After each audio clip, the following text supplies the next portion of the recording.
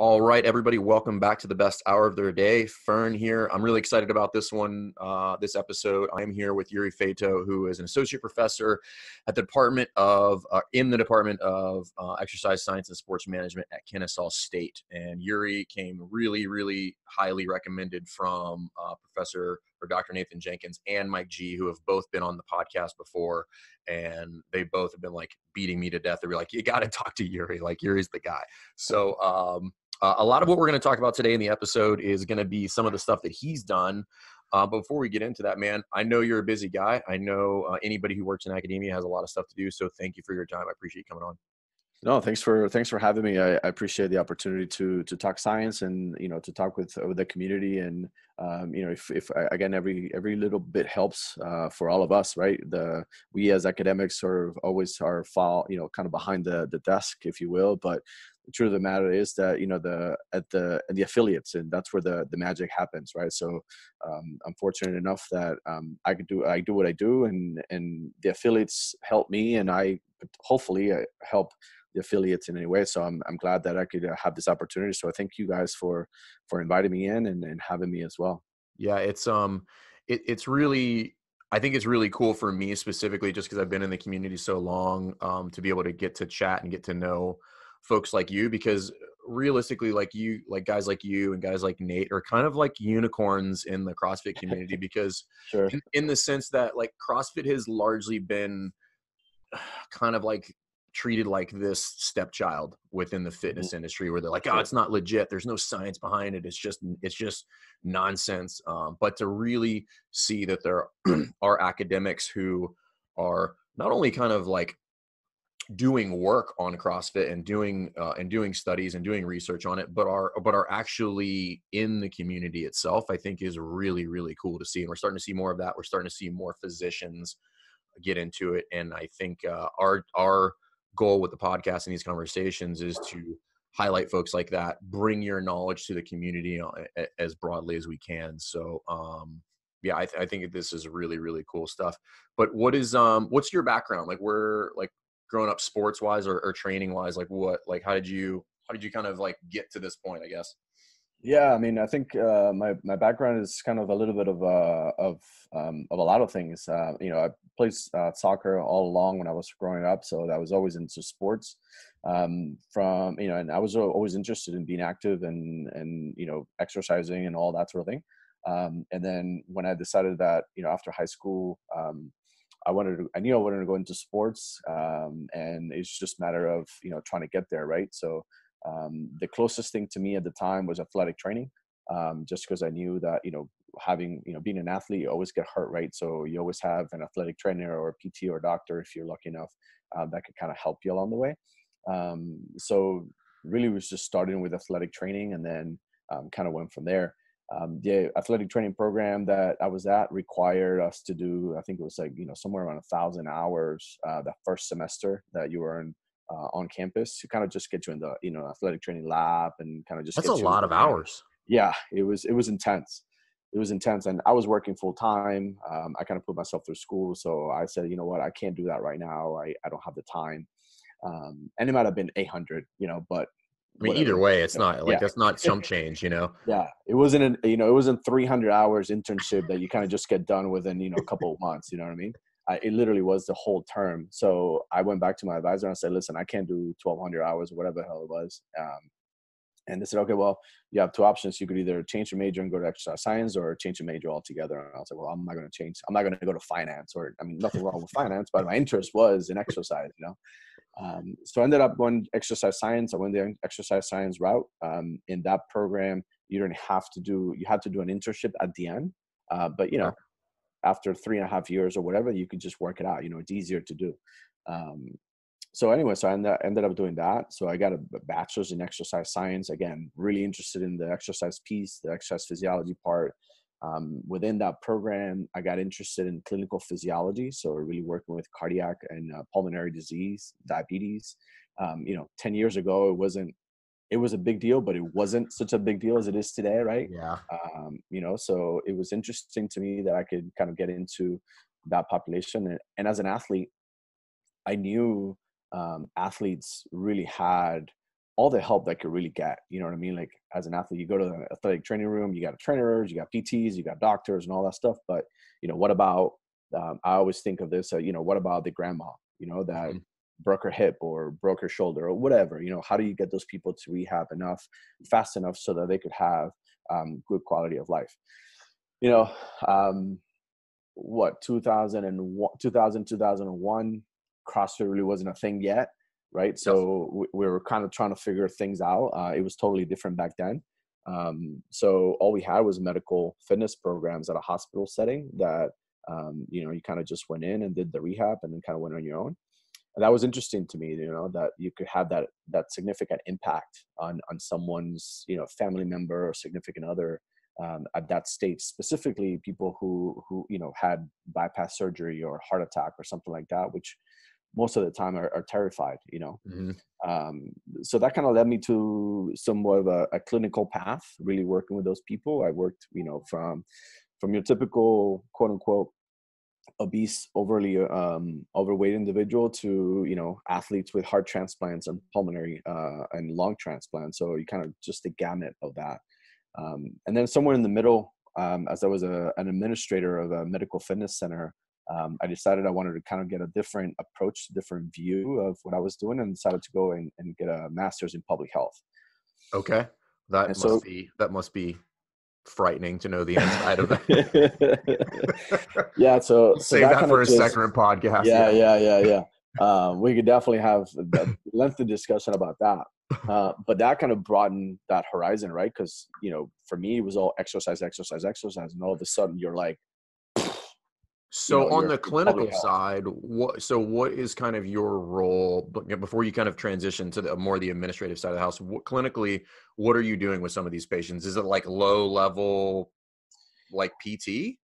It kind of sort of was. Funny enough, I worked with a nurse who was extremely conservative.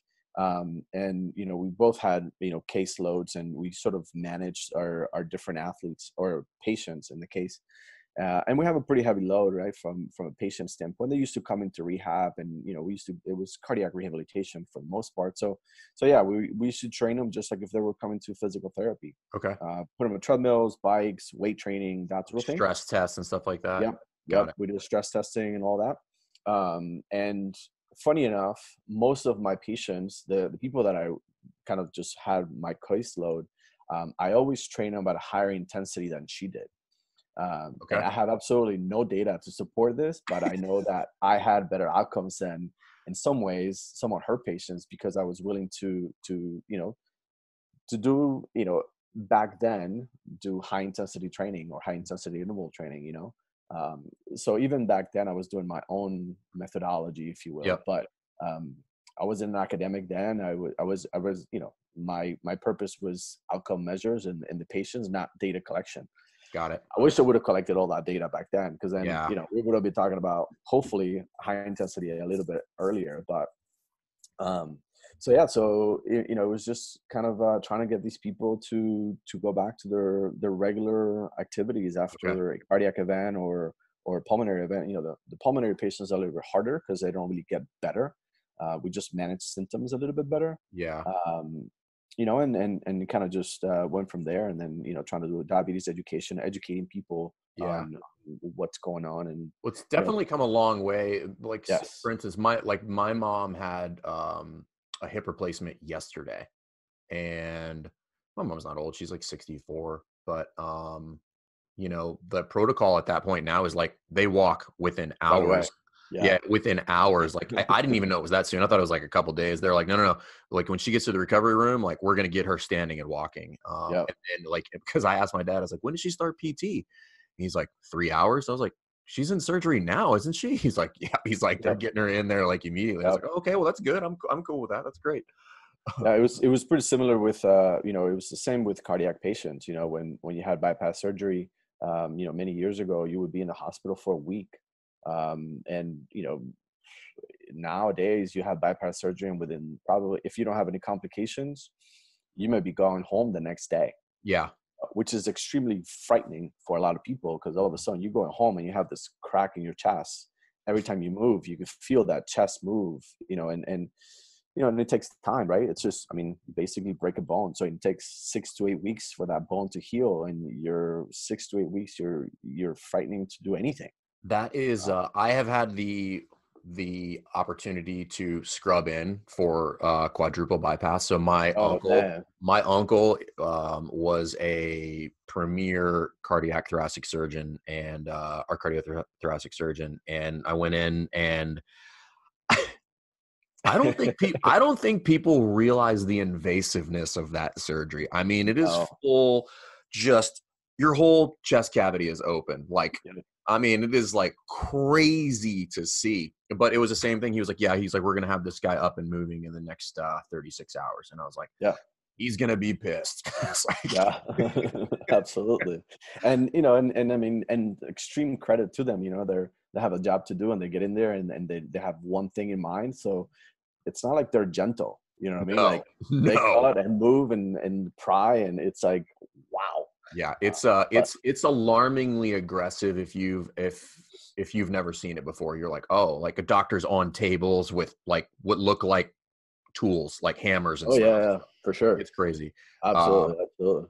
So how long were you in that clinical setting before you transitioned to kind of the administrative side? So I was in there, I was doing that for about 4 years. Okay. And then I did a little bit, I mean, administration was about 2.5, 3 years that I was coordinator in that environment. I had a general manager kind of just sort of leading that work. And then I was managing a fitness center as well. So it was kind of all encompassed being in the Okay. hospital. So it was a little bit of everything. And then somewhere along the way, I ended up doing the master's in public health, which again gave me that broad understanding of what healthcare was, which was mind blowing. Mm-hmm. And and after I think it was about 7, 8 years, I just got tired of it. I needed to do something different, and I decided I was going to go get a terminal degree. And that kind of transition period was like finishing my MPH and going into a doctoral program, and that was in 2007. So Okay. did that in 3 years, got out, and kind of just I was doing something totally completely different in my doctoral work. I mean, my interest was more about merging that public health component, that sort of overall health, and that exercise, and try to put it in the middle so that people would understand the benefits of exercise and physical activity as a whole, as a measurement to improve health outcomes. Today we talk about it all the time, but over time, we didn't have physical activity guidelines. We just had some things, Mm-hmm. but 20 years later, we have all this stuff that we know about, right? So it's the beauty of science. So it's always evolving, always learning something new. So then, I was doing physical activity monitoring I did that for about 5 years. That's all of my graduate work, my terminal degrees in physical activity monitoring, accelerometers, pedometers, that sort of thing. And then after I did that for about 4 years, I just got bored. And the reality is I met Mike G. And I tell him all the time, I mean, he changed the path of my professional career. That's cool. And so it's really interesting to me and exciting, the fact that, we as academics or faculty could change a student's life, but so can a student change our perspective and our area of expertise. And Was he one of again, your students? he was. Now I'm putting the connect. He never said that, but okay, got it. All right. Yeah, Yeah, he because I worked with him pretty frequently when he was going through his graduate program, and I mean, he's a fit dude, but I don't think people give him credit for how intelligent he is. Like he's super smart. yeah, Yeah, he definitely gets it. It. And he's pursuing the same thing, right? He's been in graduate school. He's got 2 master's degrees and from leading institutions. So I mean, he's definitely a smart dude. And that was the beginning of my sort of introduction to CrossFit. This is back in 2012. Okay. So it was kind of getting popular, but it was in the heels of kind of just starting. Me moved to Kennesaw. He was there. He was finishing his undergrad. I got in. I had an interest in what this CrossFit thing was because I heard of it before, and I had a couple of friends that were doing it, but I really didn't know. And as a natural skeptic, I was just like, what in the hell is all this nonsense? And I'm honest about it. I mean, I didn't know, and I'd never seen it. And I was in the fitness industry, but I was in Mhm. a different I had a different mindset.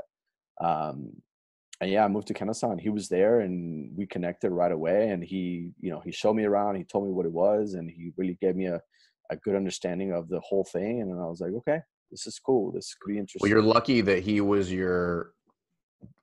with you in that introduction. Oh, absolutely. Yeah. 100%. And I feel the same way. So I kind of came up under Pat Sherwood and Joe Alexander, who are Okay. both uber intelligent as well. But Yeah. I always I will never um, discount like that was just pure luck. Like Yeah. sometimes you just get lucky to just fall under like the right people. And I was very fortunate to walk into that gym. So I do have a question though. What's your, having worked in public health, because Coach Glassman, he has said in the past he has no hope for public health, like Right. zero. He like doesn't even. But what's your thoughts, having worked in the system for some duration? Like, do you feel that that's something that can be changed? And this is kind of a rabbit hole. We don't have to go all the way down, but just I'd be curious your general thoughts on it. Yeah. I mean, um, I think it's going to require a lot. I think public health it's a conglomerate of a lot of things, right? It's not just physical activity. Is There's a lot of things, right? And Hmm. within public health is itself. There's so many other things, right? When you talk about public health, you're talking about vaccines. You talk about exercise. You talk about in some late level, some shape or form, nutrition. You talk about access to healthcare. You talk about there's so many things that are sort of encompassing this public health umbrella, right? And the reality is that it's almost impossible for us to address everything Hmm. in any particular point in time. Just because we're working with people, we're not working with rats, right? Yeah. So you work with an animal, whether it's a rat or mice or whatever, and pretty much you can make them do whatever you want. Yeah. Humans are different, right? Yeah. If we're doing a study, you can't, whether you're studying it or you're trying to get it into a behavioral component, you may never get them to do what you want them to do, Yeah. right? So I don't know that we will ever get to a point where we have the answers to every public health issue in the US or the Mhm. world. I think we've made tremendous strides in that area over time. I mean, climate change it's a public health issue, right? Yeah. And how many hours you could spend talking about, does it exist, does it not exist, does it this, is it not, what I mean? And that's not this rabbit hole whatsoever, right? Yeah. Um but the idea is that that's still part of that. So Got it. how does that impact what we do? And in some way it does. I think that if we just keep it narrow to where sort of our focus, right, from a physical activity standpoint, um, in some ways we're making strides, in some we're not. you Yeah. know um we have more access to park spaces. We're much more aware about the implications of sedentarism. So there are those messages that are getting across, but at the same time we have more people that are not following those messages and continue to eat whatever they want, and then that's leading those numbers, you know what I mean? So Yeah. there's It this is sort a of strange, balance. it's a strange, it's a strange scenario that I feel like there's never been more emphasis on health than currently Mhm. today, but the trend does not follow that awareness. The trend actually goes the other direction. Right. And it's a little, I have this, I've always had this theory that nothing will truly happen within the system until there's almost a completely like secular society where there's nobody in the middle. There's just Right. chronically ill and really fit, and there will literally be nobody that exists in between. Sure. You're either healthy or dying. Yeah. And I don't know how far we are away from that, but I feel like it's probably not that far, to be honest with you. And I think you're absolutely right. I think there's definitely that, and the reality is that in some ways, we want to be everything to everyone, right? Mhm. And we really can. Yeah. We've done some fantastic job from a medical standpoint, for to care of the sick. Hmm. I mean, we've done fantastic. 20, 30, 40, 50 years ago, you had a heart attack, and life expectancy after that was relatively small. Today you have a heart attack and you could live another 50 years. Oh, yeah. You may die of something completely different. I've got a 65-year-old in here. She's got a pacemaker in here, but she's in here every day getting after it. She lifts weights, she snatches, she clean and jerks. She's like, I high-fived her today. I was like, "You're my hero, Susan. Like, you're who I want to be when I grow up." Right. You know? Exactly. And, a couple of weeks ago, it was the unfortunate event. I can't remember the athlete's name, who was like 18 or 20 years old. And he was one of the CrossFit athletes, and Oh he yeah, that's died right. of He had the I forget valve what it was. He had a replacement. heart issue, but yeah, Yeah, it was a valve replacement, that's which right. Yep. in 98%, and it's a complete unfortunate, and I'm not educated enough to talk about the case, but for the most part, a valve replacement is relatively simple, and Mhm. the outcomes are extremely positive. So now you have all that whole Yeah. dichotomy, right, of all that. So, but again, I think to answer the question, are we ever going to get to a point where we have it all under control? I think it's almost impossible to say, and Yeah. really to even consider that we will. Yeah. Honestly, Yeah. It's I never get what I consider an optimistic answer, and just kind of like just frames your outlook. It's just like, and I don't blame anybody for that. It's like, I'm just like, sometimes I'm just like, somebody say something positive, you know? But it is what it is. But that's what I think kind of CrossFit and Coach Glassman's whole reason for existing at this point yeah, sure. is to kind of fight that fight. So as far as CrossFit, how long have you been doing CrossFit? So like 2012-ish is when you kind of started? Yeah, I would say about 2012. Kind of just started, well, I started digging into it about 2011, 2010, and then really get into it once I met Mike in 2012. And really was just, I couldn't read enough. I mean, it was just everything, what was fitness. I mean, just the general basic stuff that we had at the time, which was fantastic. And then, it kind of just created this dichotomy in my head, is like, well, this is what I know from the textbooks, right? This is what I've always studied, Yeah. and I get it. I understand it. And then this is what CrossFit is saying, which I also get, and I could put together, but the application of it is totally different. I still remember my first workout, and I had this great facility, and this great guy who's here in Kennesaw. And we went to the gym, and it was a great facility. We walked in, and, my first workout was Randy. Oh, Forget. I would never forget. oh, I wouldn't forget that either. 75 Yeah. snatches. Oh, ugh. Right. So, and, I was pretty fit at the time, and I was like, yeah, I could do that. I mean, I had done snatches before. I mean, I'm not, whatever. That's I can everybody's tell reaction you, to the workout. Like, they're just, how bad could I it be? Right, exactly. I didn't know anything. That's how bad it was. I started with 75 pounds, and I think I did about, I don't know, probably about 15. And I said, holy shit, what am I doing here? And I remember vividly, because there was two girls. I was in the class with two girls. One was, I don't know, maybe a buck 10 and like 5 foot. And the other one was about buck 20 and 5'4". And again, nothing against women, nothing against thin women, fit women at all. But, I worked in, and I was like, yeah, I'm a pretty strong guy. I work out. I got my ass kicked. All right. I think I ended up my last 30 reps, I was struggling with the bar, because I had to pull the weight off, because I just couldn't, and that moment I went home, and I'm sure, just like everybody else's, their first workout, I had a decision to make. I was either all in or all out. Yeah, that's pretty much how it works. Do You know what I mean? you remember how long Um, it took?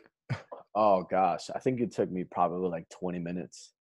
That sounds like my first workout was JT, which is Oh, 2159 handstand push up, ring dips, and push ups. It took me 37 minutes. oh, oh! I'm surprised you were able to do the handstand push-ups all together. I mean, I mean, in my mind, I can imagine what I thought it looked like, but I probably looked nothing like what I was probably like in a C shape, bent backwards, in that horrific like overextended position. overextended. Yeah, yeah, yeah, yeah. Um, So I mean, it was, funny. and then from that day forward, it was just kind of one of those things. So I just couldn't read enough. There wasn't enough. There wasn't enough out there. Have you taken the level 1 course? I have. Okay, cool. Yeah. It's always Uh, what'd you think of the course? I thought it was fantastic. Cool. I have multiple certifications from other organizations, and I've been in academia for a number of years, and I teach some of this stuff in Mhm. our courses, and um, I honestly thought that it was an extremely well done course. I had really good instructors. The level 1 instructors are top notch. You know, and the content itself was very well put together, Yeah. as well as very practical, right? So Yeah. I'm looking at it from both sides, right? So I'm looking at it as an academic. Mm-hmm. You know, is this information accurate? Absolutely was. But not only that, how is it applicable to the general population, right? So you could break it down however you want. You could scale it however you want. I usually say that it's definitely not for everyone, but Mm-hmm. everybody can do it. That's a very succinct way to describe it. And it's the best way that I could put it, right? I mean, and the L1 was very enlightening from a application standpoint. You know, if you have nothing else, if you have absolutely no background, it gets you to the next level. Mm-hmm. Does that certification make you a good coach? We could debate that, you know. I'm going to go on a limb and say no. It's like, Right. it's the first step of many if you want to be considered a good coach. Yeah. Exactly. But, you know, but it gives you, if you don't have anything else, it gives you a background and, Yep. and a very solid base. Mm-hmm. But, you know, I agree 100%. If you really want to be a good coach, you got to develop that. Yeah. You got to continue to not only just working with people and how you work with people, but Yeah. you got to continue to learn those concepts, you know. Mm-hmm. I mean, we spend months and, you know, I spend years studying glycolysis and metabolic pathways. Do you need to know every single enzyme that comes along that way?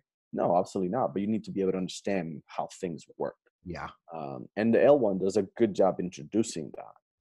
Yeah, I think it's, and again, I'm biased. Obviously, I work for the company and get to the privilege to deliver that information. But I do think it is one of the better introductions that I've ever had to fitness in general, which is like, Sure. This is the methodology. Here's how you apply it.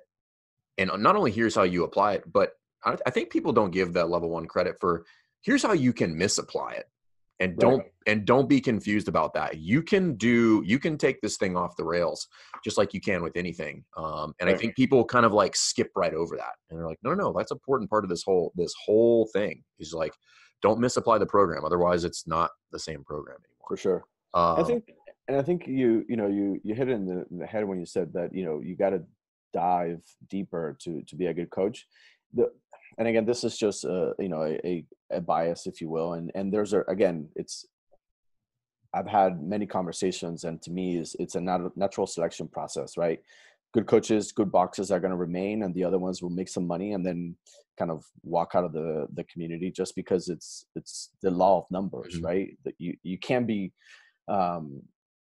be successful in a saturated market, right? So what's going to make you good? What's going to make your programming, your box, your community? What's that? You got to put time into that.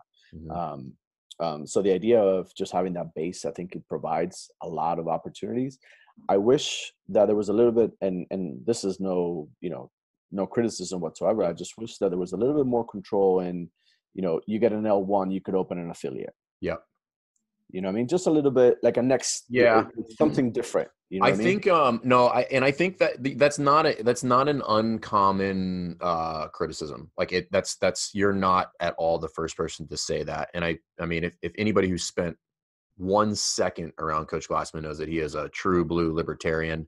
Yeah. And I think for me, I wouldn't even necessarily disagree with that criticism. Like I kind of agree with it. I think the problem becomes like the practical application of the next step, which is like, okay, if we are going to have like some sort of QA on this whole thing, right?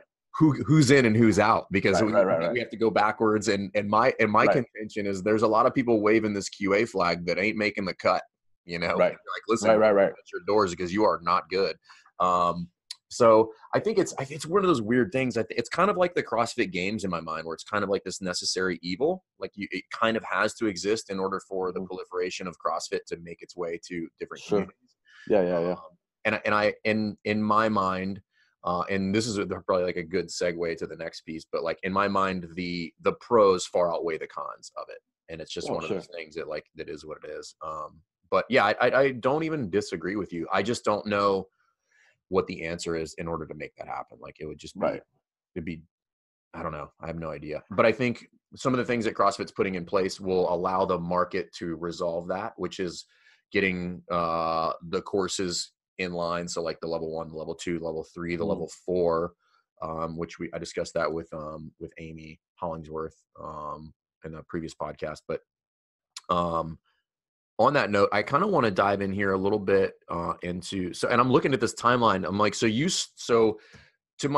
correct me if I'm wrong, you've done the longest study on injury rates within CrossFit, correct? Yes. Okay.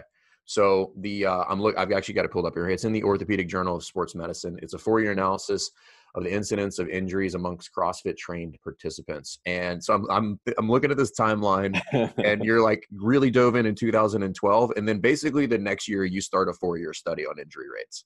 Basically, yeah. Okay. So I kind of want to dive into that. I don't want to dive too deep, but I kind of want to. How do you start to put that together? Like, how do you come to the conclusion, I want to do a study, and then what's the first step to start doing what ends up being a 4-year project?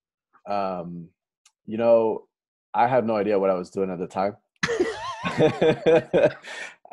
I mean, I'm going to be candid, man. I'm going to be honest. I dig it. Mike G and I talked about a lot of things. He was working on his project. He wanted to get his thesis done. I had just started doing this whole thing. Again, I read the literature. I mean, I read whatever was available that had a CrossFit attached to it. I read it, and there was nothing. All I heard was it's dangerous, it's dangerous, it's dangerous, and there was no evidence. There was no data. Mm-hmm. The hack study in 2013 was the first paper that came out in the Strength and Conditioning Journal, and it had like 200 people. Yep. Or like 100 and something, whatever, and then.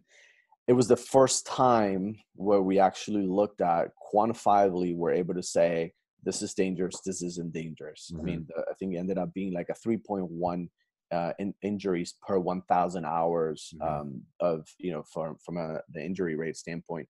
And that, because of my background in public health, and I had taken an epidemiology course, and I kind of just dove into that literature a little bit. I was like, man, we could definitely do that.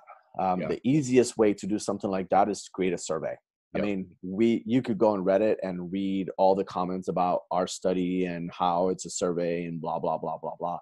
And I get it. I mean, we were forthcoming in that paper and said, look, one of the major limitations of this is that it's cross-sectional. So it kind of just only covers 3,000 people of the millions of people who are currently participating, right? And it's a survey. So we're going backwards, right? Yeah. We're asking you to remember what you've done over the last 12 months and to tell me if you've been injured. So we developed this survey, and that was, we started doing this in about 2013.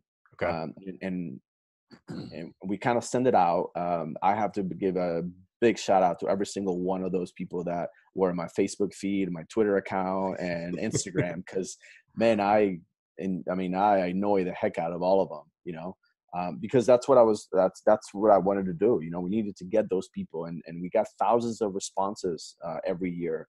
And the idea was to ask the questions that people wanted to know about. How often have you done it? Have you been injured? What kind of injuries have you sustained?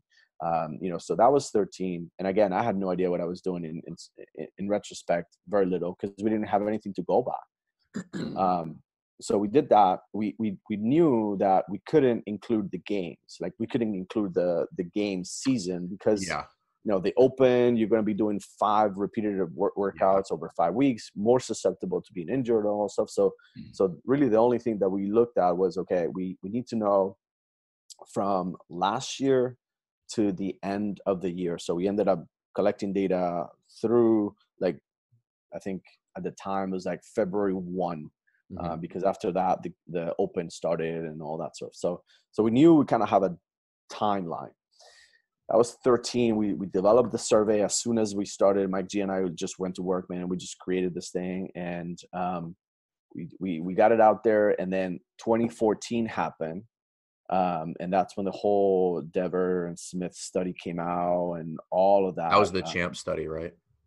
No, the CHAMP study came out first, and that's kind of when he said that there was injuries, right? Yeah. The CrossFit was injury, and then the Ohio State study, the DeVore study was DeVore. after that. Yeah, that's right. Yeah.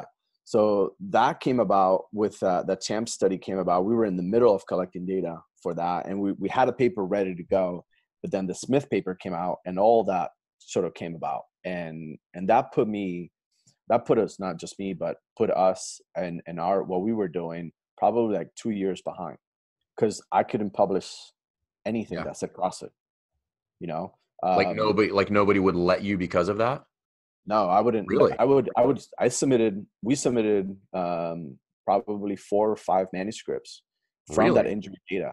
And every time that it had CrossFit on it, we would get desk rejections.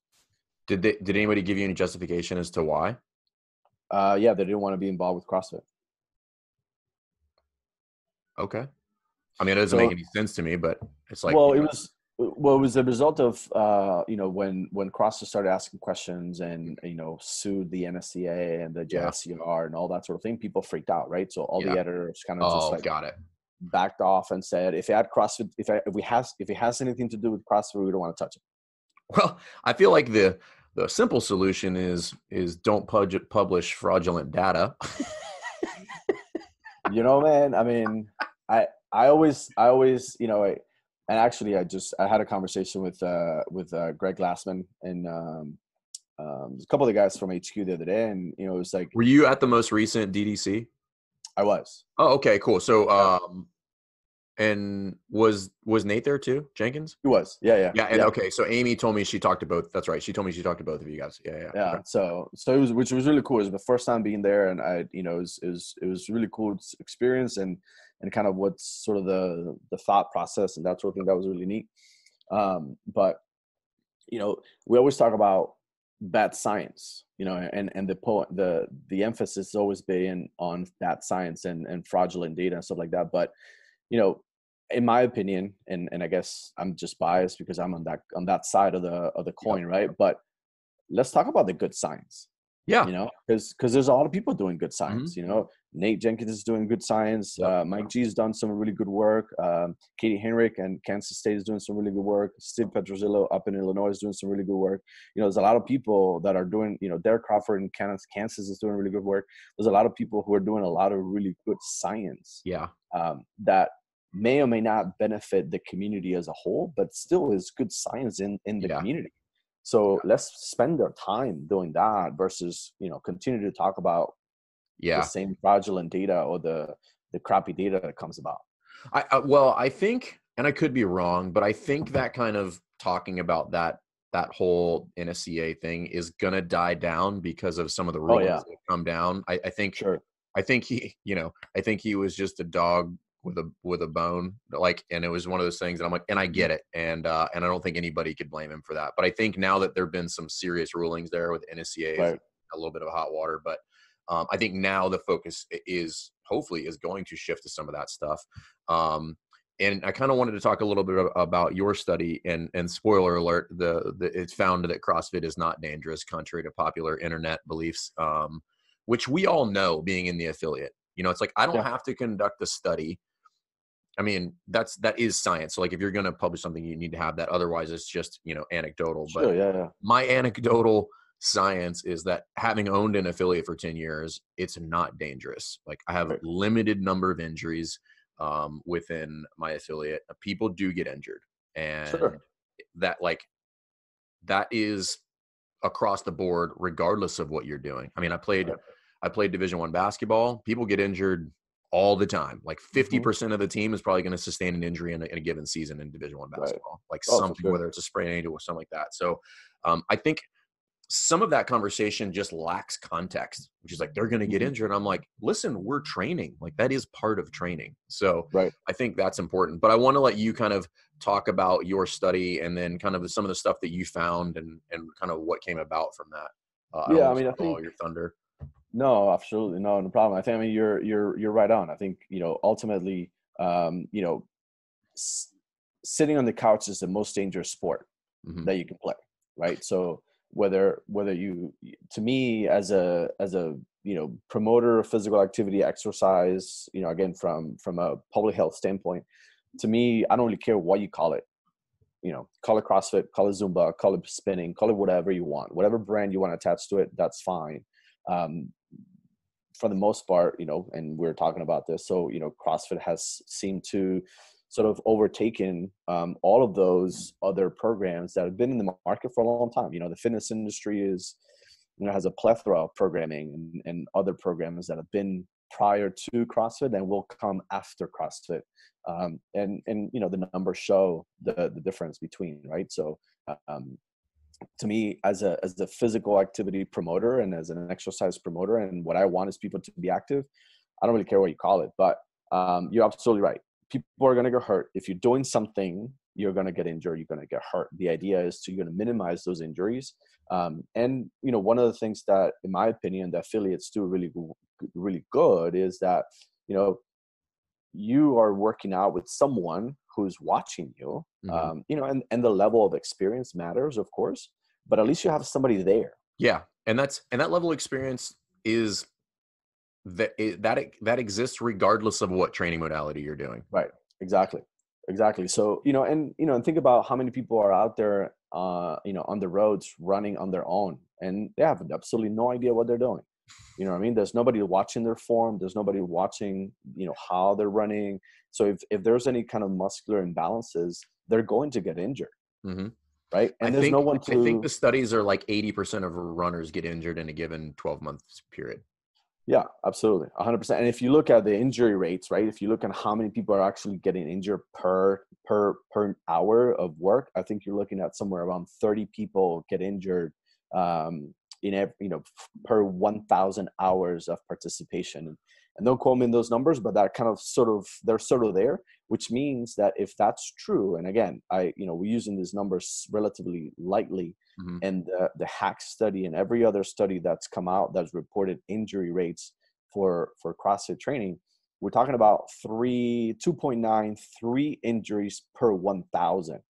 So that's the incidence rate, right? So we talk about how many people are getting injured. That's 10 times more running injuries compared to CrossFit related injuries. And you don't see CNN doing a special on running and how dangerous it is. You know what I mean? So again, we could, you could dive into. On that note, this is where people's kind of eyes can kind of glaze over and roll back in the back of their head, and it's not because it's not interesting. It's because for most of us, myself included, it's kind of starts to go overhead. What is the difference? Can you kind of talk about the difference between injury rate and prevalence rate with regard to injuries? Yeah. So when we talk about prevalence, and we don't need to get into the math, but when you talk about prevalence, you're really just looking at how many people of this group, right? How many people of this group actually get injured? So let's say that you have a group of 50 people, and 10 people report an injury, right? Or let's just say 25, make it easy. So 50 people, 25 report some level of injury. That means that the prevalence rate of that, it's 50%. That's the people who reported an injury in this sample. Okay. An injury rate gives you a time. Got it. So an injury rate, think of, one of the things we talk about, it's like power has a time component, right? So the same thing with the injury rate, you have to have a time component associated with it. So an injury rate is 3 injuries per 1,000 hours of participation. So if you have people who, if you have 50% prevalence, that's the number of total injuries reported in the sample, but they could have been injured, within a year or in their entire life participating. Yeah. So in to put it in context, let's use basketball because that was my background. If you were to survey and get a prevalence rate on basketball players and injury, it'd probably be north of 95 to 100%. Sure. And right. And incidence, right? So incidence or prevalence, depending on kind of what the question. I think what's important here is, what is the question being asked? Because that's going to provide the measurement. If you just say, 50%, 50% of what? What was asked? Was it in the last year, in the last 3 months? Is it overall? When do you report an injury? So how the question is posed, it's going to be important. And then obviously that's going to dictate what it is that you're recording, whether it's prevalence. And what you're always going to see is prevalence, 30%. Every time you see a percent, you want to be suspect, right? Because that means basically you're just asking a broad question and you're asking people how how often do you get injured? How many people got injured? Mm-hmm. But that really doesn't get the comparison of, how many people, how many injuries do you experience during this? That's when you really need to get to that incidence rate number. Mm-hmm. And that incidence rate always gives you that time component. In this case, because the numbers are so small, usually every 1,000 hours, which means that that's the comparison, right? So if you get injured and you work out 3 days a week, mm-hmm. and I work out 7 days a week, multiple sessions a week, we're going to have a different chance Mm-hmm. of getting injured, right? Because I'm more exposed than you are. So that's when we have to bring it down. So if I say, oh, I get injured, and you say, oh, I got injured too, or maybe you said you didn't, that still gives us 50%, right? If it's just you and I. But the reality is that I worked out 10 times more than you might have over that week period or that month or whatever. So that's why we have to bring it down to that injury rate component of the hours. So if we assume, and one of the assumptions that we made in that paper is that everybody in general work out in 1 hour time periods. Yeah, right? I mean, some people in work CrossFit, out in CrossFit. Yeah. Right. So, in general, right? We're not talking about elite level athletes. Some of those guys work out, 3-4 hours, but in general, most people out of the standard class in an affiliate for the 99.999% of us is 60 minutes. 60 minutes, right? And you could be doing different things, but you're still exposed. Yep. So we assumed the 1 hour time period.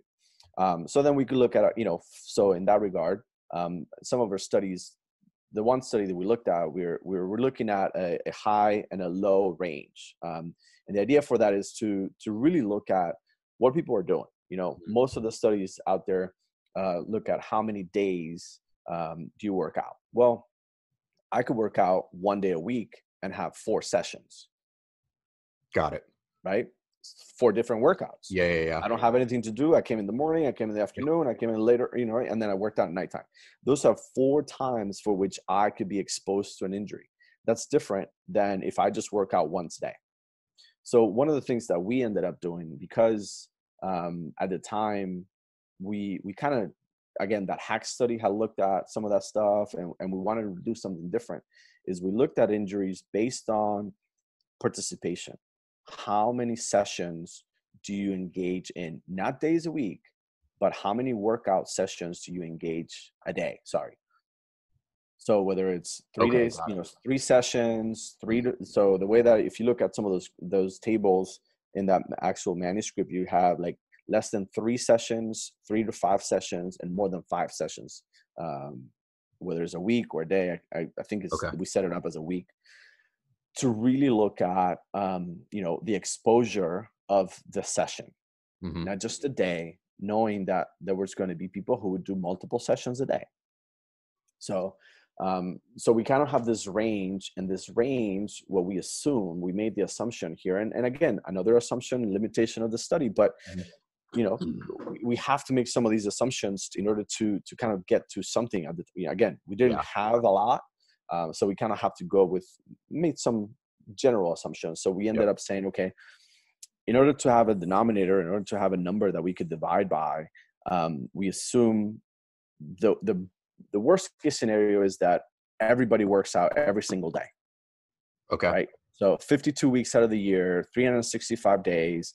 If you work out every single day, you never take a day off, we wanted to know what that injury rate would be. Okay. And then we say, okay, well, let's just say that somebody takes 2 weeks off. And again, we're making some assumptions here to kind of just get some numbers. Yep. Right. So we compare the high and the low based on 52 weeks of participation and only 50 weeks of participation. Okay. And then the assumption was if our numbers are really, really high for those people who exercise every single day, then, we have a number, a max number. Yep. And if it wasn't, the people who, the 50 range or whatever, then we could always say, well, there may very well be more injuries if you worked out longer, more. So that's kind of the rationale for that study. We've been criticized because, again, we made those assumptions. But I mean, you what's know, the alternative? And that's, I mean, like you said, you kind of have to, like, there's I'm not aware of any way to, like, to do an absolute controlled study with this where, like, I keep you inside of a box and we train, like, in a lab, and you never leave there, and you never, right, so, but I think, but I'm glad you brought up the limitations of the study, because it's one of the questions that I had for you. But I don't find those to be unreasonable, as long as I think where people get a little bit out of shape is where, you know, you kind of read the abstract or the conclusion of the study, and then you dig into the numbers, and you're like, those two don't match. Like, what you sure, concluded here, like, and I'm not saying you did that, but that's where people get a little, yeah, can get a little grumpy. But I mean, it looks like what you found. I mean, it's like the injury rates here are relatively low. And again, like, I think context matters here. It's like when we're talking about training, like, it's not only relatively low, it's really low. Like, yeah, like 3 in 1,000 hours. I mean, if you were to right, take that over, that's 1,000 hours. We can just call that 3 years, essentially. Like, sure, if you trained every single day, like, hmm there's going to be 3 injuries there. So if you bump that out to, like, a normal person who probably trains we'll call it 5 times as a heavy week for most hmm people. Now we're talking about well over 5 years, right, and for you to yeah. sustain, 3 injuries in 5 years, well, I mean, that could be high, it could be low. But my other question I had for you is, like, did you guys have any sort of definition, or what were the parameters for injury? Yeah, if you, I can't remember verbatim, but there is a definition in there, and the definition was, because we wanted to not include, if you, how it is in the gym, right? People, you get a rib blister, Yep. or you kind of tweak a bone, or you kind of tweak a muscle, or you kind of do something, you kind of like whip yourself, and that leaves a mark. So there's really no concise definition of what an Yeah. injury is in the literature, right? So in 2015, I think it was like early 15 or late 14, somewhere around there, Giordano and Wiesenthal had a really good paper looking at injuries as well, and they made this definition of, any injury that caused you to stop exercising, any injury that actually caused you to stop CrossFitting, or any injury that caused you to go see a medical professional and stopped you from exercising. Okay. So that was kind of our base of what we were looking at, because we didn't want to include, a blister, or, whatever else that could happen Yeah. in the box that is sort of like day to day, if you Yeah. will. Because that stuff happens, and people don't Yeah. really pay attention to it. They just kind of move along and move on, right? And never really, nothing else comes out of it. Yeah. Or it's Uh, like, a strained calf muscle because you were doing, like, high volume double unders, and is like, is that CrossFit is dangerous, or is that just kind of something that happens if we're jumping a lot, regardless of right. sport, so yeah, I think that stuff gets overlooked, and, like, people get hurt, and I'm like, well, what's the degree of the injury, like, and is that unreasonable based on volume of training, like, and then this is, I mean, I don't know if you guys took this into account, but, like, somebody who has a training age of 0 Right. coming in to start doing training, like, they're probably in most scenarios, like, more susceptible to injury because they have no training background. Yep. They have probably horrible kinesthetic awareness, like, don't know where their body is in space. They don't know how to manage an external object, like, all of these Right. things. So, like, all of those things matter. And it's like, Absolutely. and anybody who spent any amount of time on the floor, like, coaching, knows this. You're Yep. like, listen, Yep. I need to manage this because this person is just kind of a hot mess.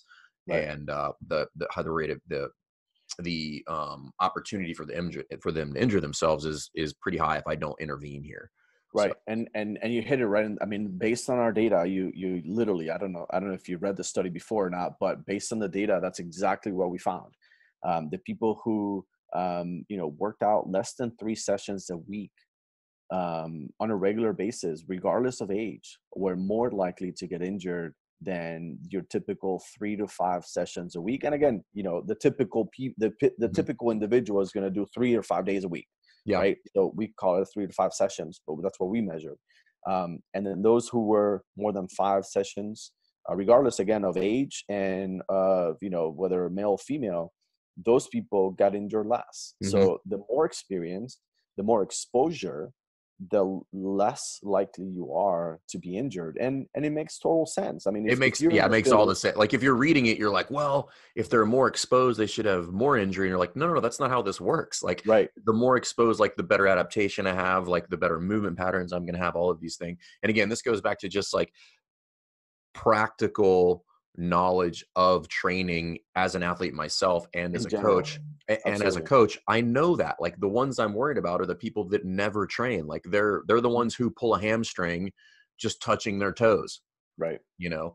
right. So yeah, that stuff, I mean, it happens, right? And it's one of those things where like, it just is what it is. Like you really have to kind of like put kid gloves on sometimes and say, listen, and I'll be honest, like I tell people all the time when they come in, if they come in and have largely been sedentary, I will tell them straight up. I will say, listen, you are very likely to get a pulled muscle, a Hmm. strain of some sort, because you do nothing. So Right. going from nothing to doing anything, the prevalent or the opportunity for you to injure yourself and it's very likely going to be minor, is pretty high. Hmm. Like, you know how to use your muscles. Like you have no motor patterns that would resemble anything that looks safe, any of that stuff. So I tell them, I'm like, we're gonna do everything we can to mitigate that, but don't be shocked if like you feel a little tight in your back or your hamstring or your shoulders start to get a little bit sore. It's because you are not using your body. Right. So And don't be shocked. yeah, and that doesn't really constitute an injury, right? I mean, if the way Exactly. that I see it, if I could treat, I mean, heck, I've been out for almost 18 months because I had an injury playing soccer. Right. So it's like, if I have an injury, and to your example, you kind of tweak your calf, but you could still come to the gym and Hmm. do something else, or whether it's CrossFit or something else, and you go to wherever else you want to go. That does, to me, that doesn't constitute an injury because it doesn't stop you from doing the activity that you really want to do. Now, if Hmm. you're laid out and you can't move because you pull your back or whatever, that's a different story. Yeah. Uh, but I think some, and again, and to your point, unaware, untrained, yeah, you're going to be more likely to feel things that you've never felt before because you're moving, right? But I don't know that that constitutes this sort of blanket statement of, it's dangerous. Yeah. I Well, mean, I mean, if we were to just forget science and just kind of like pick our heads up out of the numbers and stuff and just kind of look around, if CrossFit was dangerous, affiliates wouldn't be open.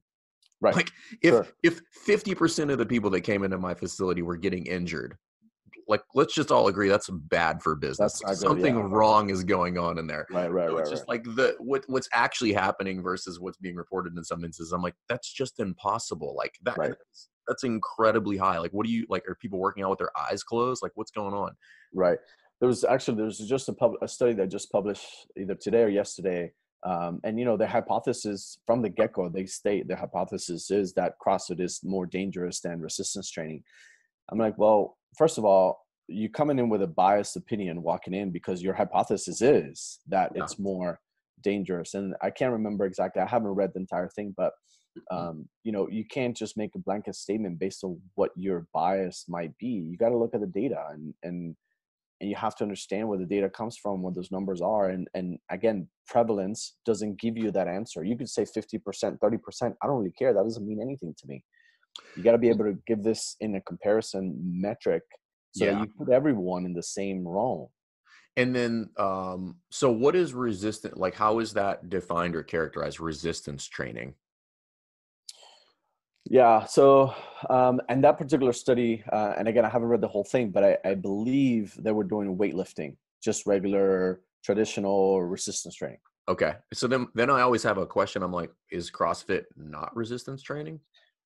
I mean, again, that's, it's, you could choose and you could pick and choose the battle or the Yeah. terminology you want, and again, if the hypothesis is already biased, and again, Mhm. I haven't looked at the study, but it seems to me that from the get-go, you're coming into a study thinking that that's, make the hypothesis that there's no difference.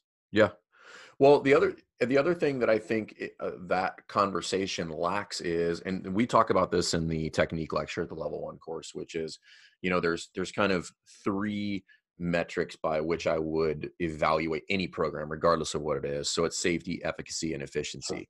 And I think the efficiency and efficacy gets left out at the expense of safety. And the argument, we present is anything that's 100% safe is likely 100% ineffective. Okay, if you're never getting injured, we're probably not doing anything that would even remotely resemble some sort of stimulus that would result in an adaptation. So it's like, okay, well, so then, okay, it's 100% safe, but it's not getting me anywhere, so I think people leave that out, and it's just like, okay, if we're getting massive results on this program, and it even if it did, which it doesn't, and it did have a little bit higher injury rate, I'm like, I mean, it's kind of worth it for people to like get fitter, that would be my argument. But that, even though that's not the case, that would be justifiable at that point. Right. I mean, I think, again, the most dangerous sport is sedentary behavior, right? That's being on the couch, sitting on your couch is the most dangerous thing you could do for your health. So I think ultimately, you take a chance and you go out and do something. And when you compare the outcome measures, when you compare what you're gaining for the chance, and again, I'm not justifying getting injured, because absolutely not. It's about progressive overload. You don't want to do that. Right. It's progressive overload, individualized programming, in some shape or form, scaling to your athlete, whatever that may be. You got to be able to have that stimulus. Otherwise, you kind of spinning your wheels, and people are not gonna, they're not gonna stick around for that. As an affiliate owner, I could see how, people want the results. Yeah. People want to be able to, say, what, I'm spending $200 a month, but it's worth it. Yeah. Or whatever it is, you know what I mean? And of course that grants different discussion altogether is, access, right? How many people have access to this type of work? And we can talk about economics and all that sort of thing, but ultimately, again, you don't have to go to an affiliate to do it. You can do it at home. Right? The original model was that, right? So it's still free on CrossFit.com. Right. Exactly. So I think that there's definitely a lot there, and we're trying to move into that direction from a standpoint of access and sort of trying to because we do know that people who don't have that access, in some way marginalized populations or underrepresented populations and that sort of thing, they're more likely to have diabetes and heart disease and be sedentary and not do anything.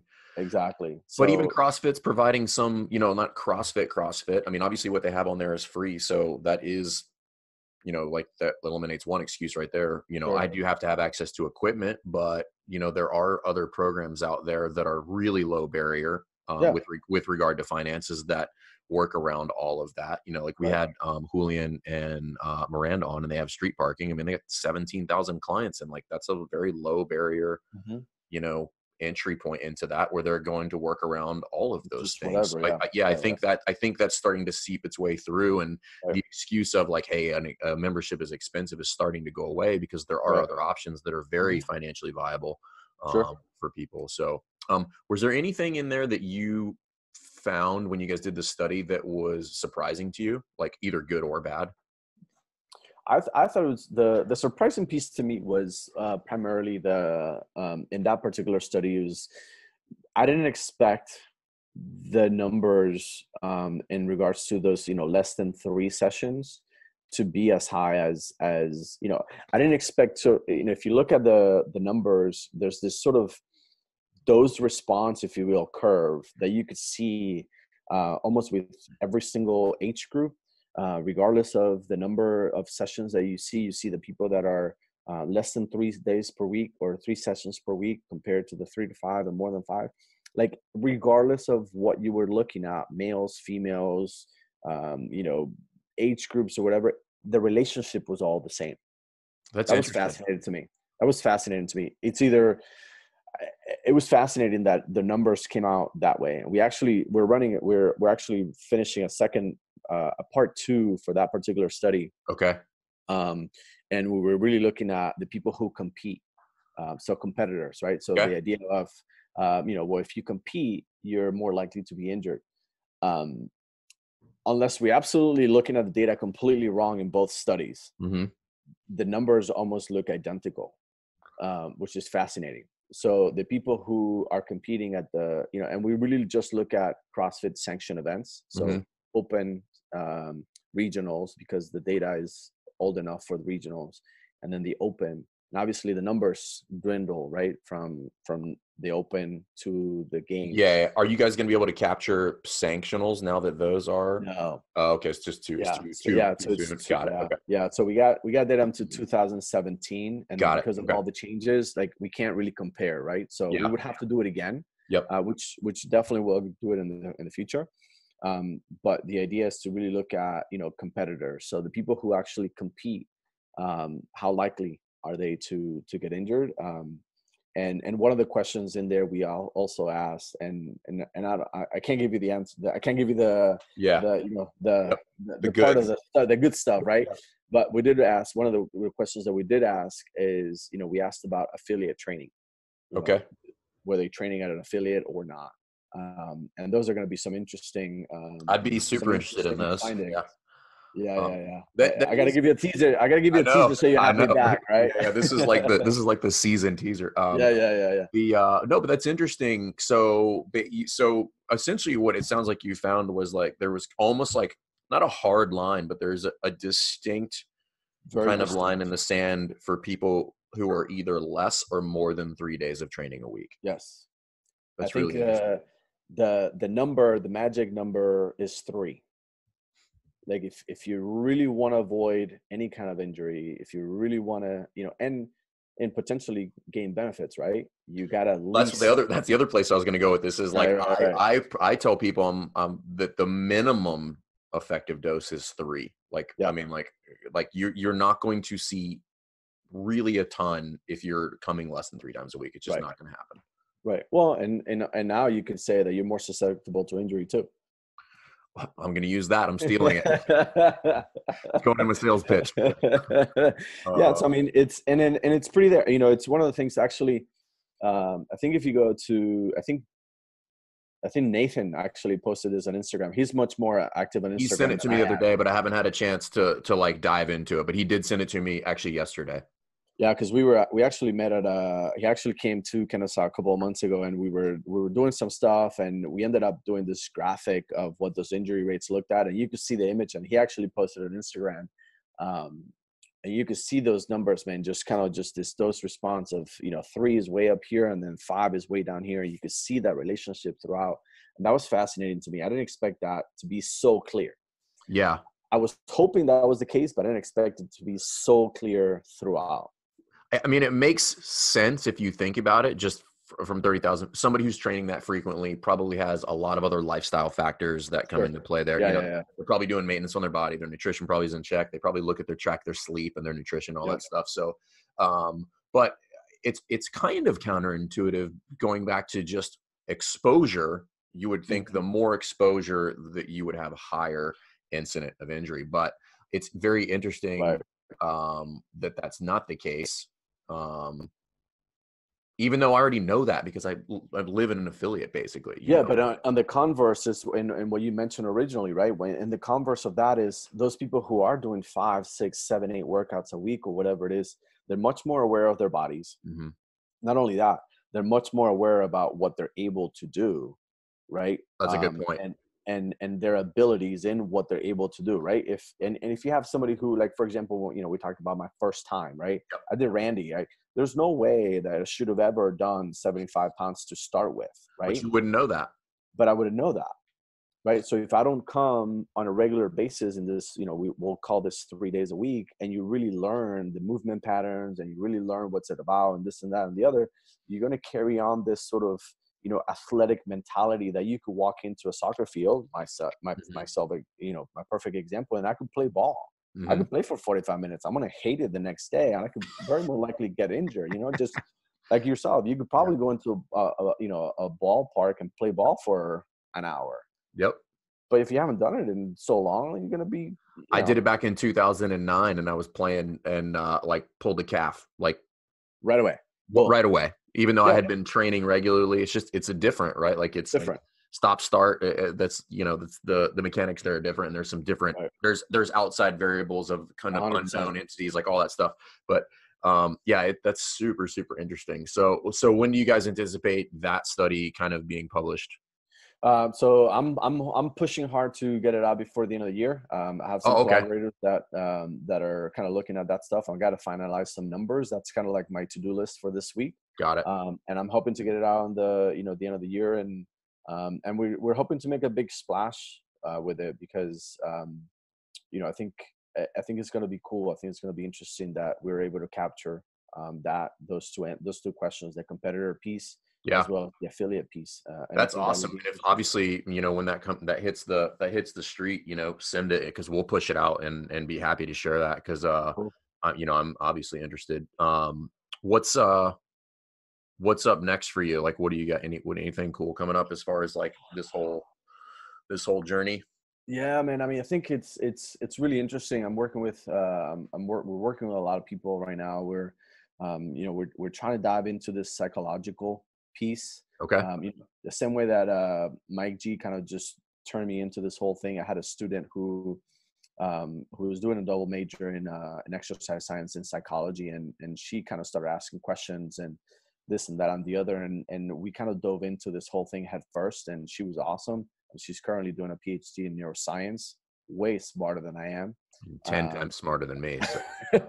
and she's amazing, right? And she kind of just dug me into this whole thing of personality traits and looking at why CrossFitters are who they are and why they do what That's they do. Fascinating. It is fascinating, man. You got to read some of that work, and it's really interesting how most people, not all, but most are type A personalities, driven, goal oriented, competitive nature, and it's interesting. It's fascinating how that works out, and but there are also other motivational factors, right? And the older you get, that motivation changes. It's just like everything else. Yeah, no, I mean, I could just speak for myself that that's the case. Yeah, absolutely. Right. I'm not even old. I'm just turned 39, but like my approach to training has changed dramatically. Right. Absolutely. And it's fascinating to be able to see that and document that in the literature and be able to really dig in. And I wish in some levels, we will be able to push some of this stuff to affiliate owners, because that behavior piece, that's what gets people to really understand those people. That's why you don't understand, why people are not coming in. Why are they not showing up? You still have a membership, but they're not coming. Well, why? What are the motivational factors that are bringing these people in? And I think what's even more important that we haven't been able to study yet, but I have a pseudo design that I want to do, is why people don't come back, why people stop. Yeah, I mean, I have my own theory on that. Yeah, absolutely. But it's very general in nature. But but yeah, I have my own thoughts on it as well. But if we study motivational factors the same way that we study motivational factors of the people that stay, what would be different? Yeah, I would love to know. Is it the exercise? Is it the community? I don't think it's the exercise. I don't think it's the exercise. I actually think exercise has zero to do with it. I'm sure. I mean, I don't disagree with you 100. I don't disagree at all, but we don't know. We've never been able to, we've never been able to answer that question. And it'll be fascinating to be able to reach out. And, any affiliate out there that has, and it's willing to, as well as yourself with your affiliate, that would be, willing to help with this particular project. I think it will be fascinating, because really it's just a matter of contacting those people and say, hey, here's a questionnaire, I don't know, 10, 15 questions, whatever it is. Yep. And just finding out what motivated you away from CrossFit. Not what motivates you to do CrossFit, but what motivates you away from. Well, I'm happy to participate, and any of the affiliates that we work with are more than happy, and we will just bribe them and say that we'll stop producing podcasts if they don't. Well, I can't do that. I can't do that. Well, I can though. You can't. I can do that. I'm not participating. I don't have anything to do with the study, so we will not produce podcasts until everybody brings the surveys back. Okay, there you go. Well, man, listen, this has been awesome. So we're definitely going to have you back on. I'd love to have you. So we'll probably try to schedule something like the beginning of next year, which is literally a couple weeks away. Yeah. Like once that study hits the street, and I'd love to have you back on to discuss that, because that, I think the stuff that you've already, I think the study that you did, like, I'm super pumped that it's out there because it's out there and it's on the street and we can point Mhm. to it. But I don't think anybody that's in the trenches, I don't think it's anything that we didn't already know. Right. You know? And it's funny, I was at the DDC last weekend, and one of the conversations I had, it was like, oh, we'll have you come in and maybe at some point potentially present or whatever. And in my head, I'm like, I don't know what I mean. I could present the data, but this would Yeah. be a fascinating group to present to, because what I'm presenting to them, I don't have to convince them. Well, that's what Nate said when he talked at the summit. He was like, man, he was like, this is awesome, and like, Yeah. but everybody's like agrees with me, but Right. it's still cool because we appreciate it, because we understand that academics in the space is not the norm. We're just like, man, Right. we're just so pumped that people are actually that are not just anti CrossFit just because for whatever reason, we wouldn't even know. You just like decided you didn't like it and that's it. So, Right. no, I mean, if you get that opportunity, I think you should take it. Like, I would love to sit in on it. I'll send in a request to show up to that. So, Yeah, I mean, I think it'll be fascinating. Again, there's a lot of other much more smarter people than I am, and that go there. I yeah, mean, I was there this weekend, and I was like, wow, how did you even come up with all of that? And it was fascinating. But again, the opportunity to be able to contribute, and my question started at the affiliate. You know what I mean? Like, yeah, excuse me, you guys are the trenches, man. You guys are the ones that, and you guys have questions that I probably haven't even thought about, because I'm just not there every day. It's yeah, one of the reasons why I try to go in and try not to talk to anybody when I go work out, because I don't, any question or anything that you suggest, I'm probably going to start thinking about it, and there's going to be something in the back of my mind that I go, oh, well, maybe we could study it this way, or maybe we yeah, could do this, maybe we could do that study. So it's extremely dangerous for yeah, me to have conversations out yeah. of box. And I'm I mean, sure.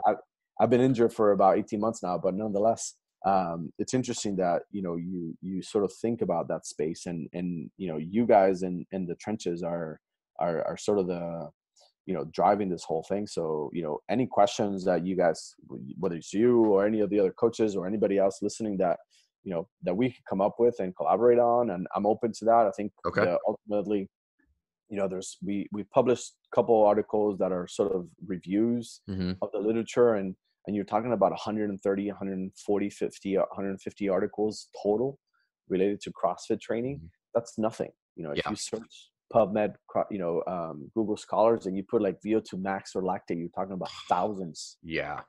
thousands I've had upon to sift through thousands. some of that stuff because I'm doing my master's right now, but it's like, oh, it's just so much stuff. Yeah, I think there's yeah, something yeah, like 400 publications a day, yeah. Mhm. hit the journals. Like, it's something just Right. obnoxious.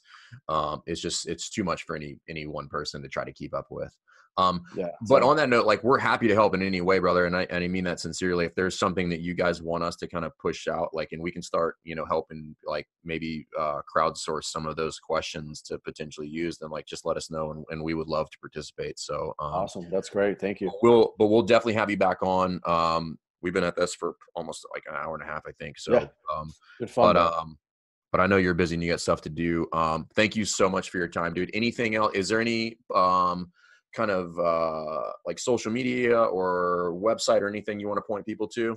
I'm on Twitter. I usually do Twitter. It's just kind of easier for me to manage. Okay. Dr. Feito, Okay. that's Feito. Okay. But yeah, I mean, reach out there, and or email me, whatever. I'm happy to talk this stuff with anybody, and send ideas, and Cool. really anybody who's willing to collaborate, I'm in. I Awesome. think that's important. I think you guys are doing a great job as affiliates and coaches. Kind of just sending the message and encouraging people to be active. And we in the scientific community, I appreciate it, because you guys kind of bring a lot of that. I've never studied a group of people that are more willing to come into a lab and just allow us to do whatever. I mean, It's fascinating. You laugh, but it's really hard. But that's a psychological study all on its own. Just like people who are just like, whatever, you can poke me, prod me. Like, I'll do thrusters for an hour. Who cares? Yeah, I mean, it's fascinating. I mean, we have students who are doing like regular projects with non-CrossFitters, and they struggle to get people in the lab. And as soon as I have a CrossFit, study out there and I put it on social media, my inbox just like floods. And I was like, oh my God, I don't have time. So it's fascinating. So, continue to do that. That's awesome. And that helps everybody and ultimately just helps the community. So, awesome. Yeah, thanks for having me. I really appreciate it. And anytime that I can, whatever questions, anything like that, I know that I'm just one of a few, and I'm happy to contribute. Awesome. If you guys have any questions for Yuri about any of this stuff, obviously just drop it in the DM. We'll pass it along. And we'll get this next one on the books. And what we might do, Yuri, is what we could do is we could potentially do kind of a part Q&A. So maybe we get some Q&A prior to, and we can kind of talk about the study and then maybe do some Q&A from the audience, which I think would be cool. So yeah, that'll be real cool. Awesome. Yeah. Thanks, brother. I appreciate your time. Thanks, bud. Take care. Yep. Thanks for listening to Best Hour of Their Day. If you haven't heard about Anchor, it's the easiest way to make a podcast. Let me explain. First of all, it's free. How cool is that? There's a creation tool that allows you to record and edit your podcast right from your phone or computer, so it becomes super simple. Some of these episodes with Fern or Todd or myself chatting with one another, we've done right within the app itself. Anchor will make it easy to distribute your podcast to all platforms, Spotify, Apple, and many more. And you can make money from your podcast with no minimum listenership. It's everything you need to make an awesome podcast in one place. All you have to do is download the free Anchor app or go to anchor.fm to get started today. Come on, who doesn't have Spotify at this point? And if you were unaware, Spotify now is offering podcasts. That's right. On Spotify, you can listen to all your favorite artists, but also podcasts in one place for free. Spotify has a huge catalog of podcasts on every topic, including the one you're listening to right now, Best Hour of Their Day. On Spotify, you can follow your favorite podcasts so you never miss an episode. Premium users can even download episodes to listen to offline wherever you are, something I always do before I hop on a plane. And you can even easily share what you're listening to with your friends on Instagram and other social media platforms. Here's the deal. If you haven't done so already, be sure to download the Spotify app, search for Best Hour of Their Day on Spotify, or browse some other podcasts if you want. You can find them in your library tab. And also make sure to follow me so you never miss an episode of Best Hour of Their Day. Thanks again for listening to Best Hour of Their Day. Just a reminder, Fern and I have an amazing new show called Dropping In, premiering on our YouTube channel in early 2020. Be sure to head over to the Best Hour of Their Day YouTube channel now.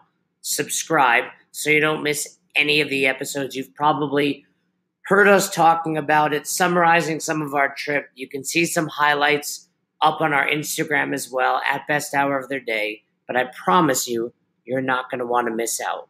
So subscribe now. Thanks for everything you do. Thanks for letting us be a part of your lives. Hope you have a great rest of your day. Tune in tomorrow for another episode of Best Hour of Their Day.